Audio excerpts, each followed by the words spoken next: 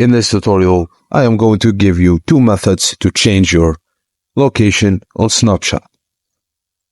The first method is using a fake GPS location app on Android. Just search that on Google Play and find an app that is reputable, download it. Enter the app and choose on the map the place you want to be on the fake location.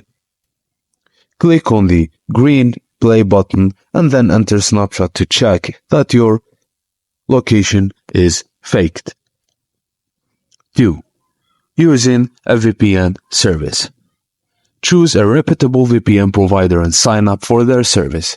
Make sure to select a VPN that offers mobile apps of your device's operating system. Download and install the VPN. For this, I am going to use IPVanish. Tap on the server you want to connect to and wait for the VPN to establish a connection.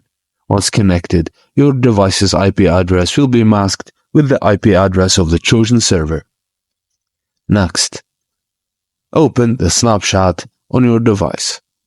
And then you can see that Snapchat will think you're located in the region of the server you're connected to via the VPN.